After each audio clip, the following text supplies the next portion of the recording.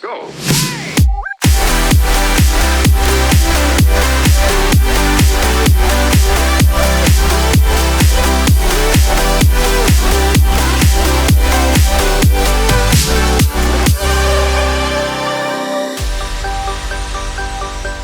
How you can afford to travel? Okay, it's not as difficult as you think. Just pay attention to the things we're about to say. Fundamentals are universal. See. We've been traveling on and off for the past 4 years, realistically. We made it the forefront of what we do. We love traveling, so most of the decisions in our life help us travel more. In our adventures, we have met dozens and dozens and dozens of people that live this way. They live slightly different than how we've done it, but they live in countries, they work in countries, and they travel indefinitely. And some of them don't even have a home. They just Literally, they're vagabonds. They're vagabonds. How long have you been traveling? I'm 32. I've been on it for 8 years.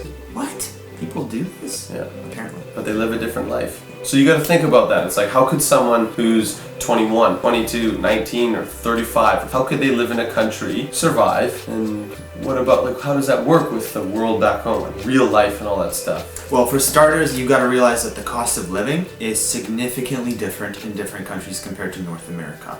Things like rent, food, gas, just the basic necessities would be very different, for example, in Bali, Indonesia, Southeast Asia, Central America, Nicaragua, certain parts of Europe. I mean, obviously, certain places is going to be way more than where you are, like you go to London or Tokyo, right? There are tons of places that are just paradise and absolutely unique, gorgeous places to explore that are way, way cheaper than what you would pay at home. So the trick here is to be able to get paid in a way that you would back in North America, but spend it in a place where your dollar goes way further. Learn how to make money online. We're not going to go into depth with this. You can find bajillions of articles and find a million different ways of doing it online. But the point is, we live in the information age. Everybody's connected. Any job that you can do at a desk, more often than not, you can do it remotely. You might have to Skype in for a meeting. You might have to, realistically, when you're in office, half of the time is spent on banter. You could probably do a job like that, or similar job, or a contract job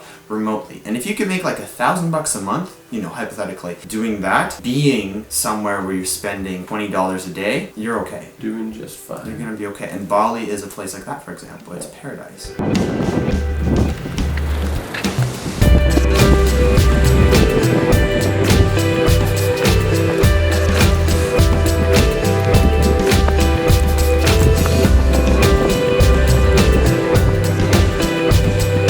Let's use Bali as an example.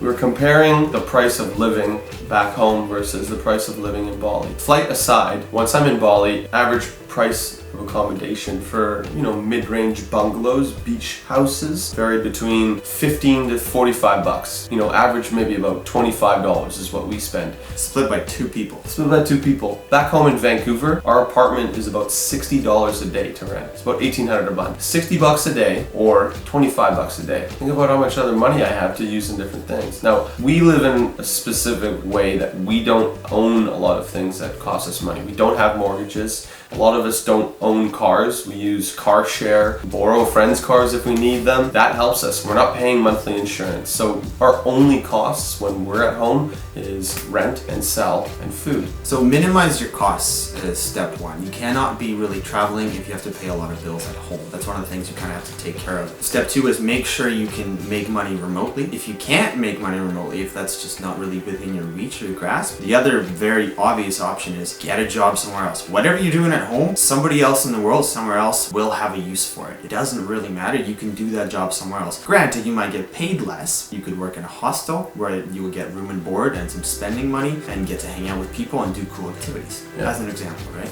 Some examples of people that we met who were doing this lifestyle, living indefinitely, were workers at hostels. In Nicaragua, we met a handful of friends that had been there for years, like literally 2, 3, 4, 5 years, and that's all they do. They live on a beach. They have this beautiful lifestyle in paradise. Granted, they don't have a lot of luxuries that you could call it that we would have back home. They have usually a simpler lifestyle. You know, you have somewhat okay Wi-Fi. You have a room that's, you know, nothing grandiose. You might not have a house or a car that you own. You have a bungalow on the beach, and you have a little scooter to rip around in, and you got coconuts in front, and you got hammocks in the ocean. But like, that's some people's vacation. Some people work year round to get 2 weeks of that. Well, just, you know, flip the switch a little bit, right? I met a girl in Thailand who essentially had been to 15 countries, and all she did would go work at the hostel for a month or so. She'd make a few $100s. That'd be enough to take her to the next city, the next country. She'd work there, she'd work at a bar. So it's not difficult, is what we're saying. No. A lot of people do it, a lot of very young people do it. Some people just don't want to go to university, they do that, they figure out, oh shit, a lot of people are doing this, and it's pretty simple, and I made a lot of new friends, and